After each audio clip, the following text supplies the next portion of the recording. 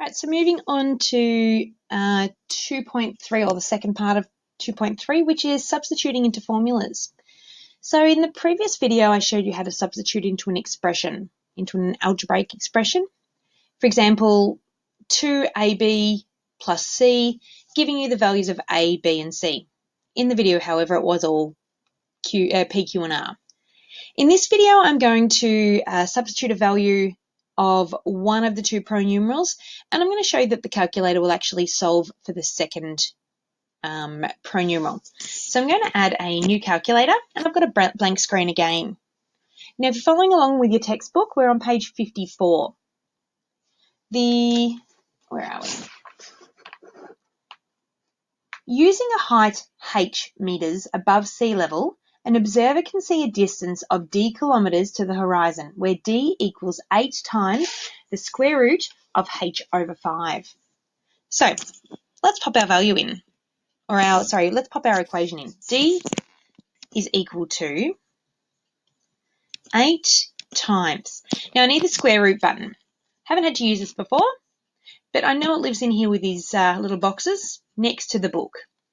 Press that and click that. Yours will be a little less temperamental. My computer just doesn't seem to like my buttons. So I then need to pop a fraction in.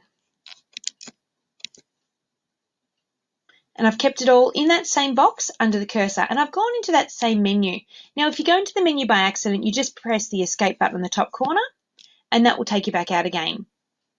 Under this menu, you'll find your fractions, your indices, exponentials, matrices. They're those sort of 4 or 5 main things that you'll be using this for.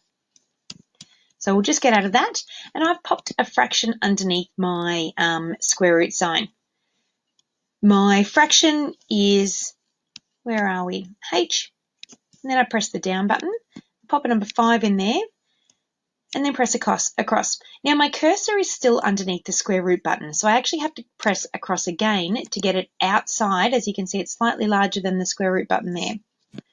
My next step is to add one of the substitution lines. So pressing Control and selecting that straight line there and allocating a value for H.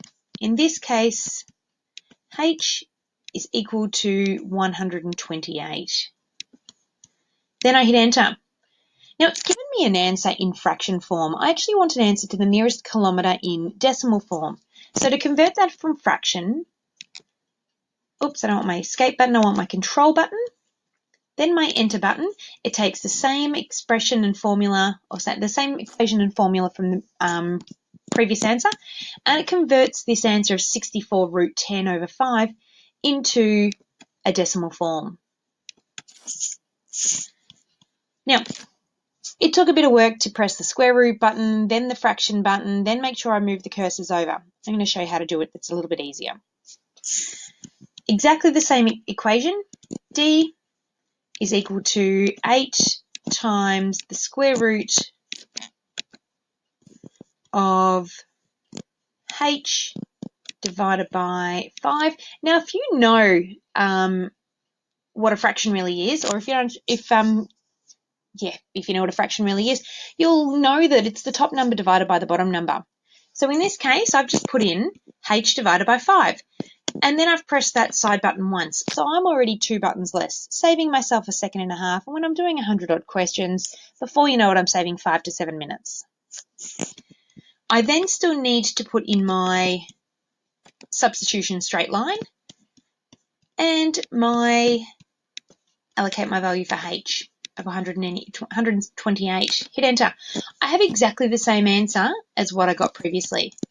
Press Control and enter. And I've got my 40.47 again. Now it's completely up to you whether you use the divided by sign or you put it in as a fraction. At the end of the day, a fraction is just the numerator divided by the denominator. All right, I'll be moving on to using our solve function in the next video.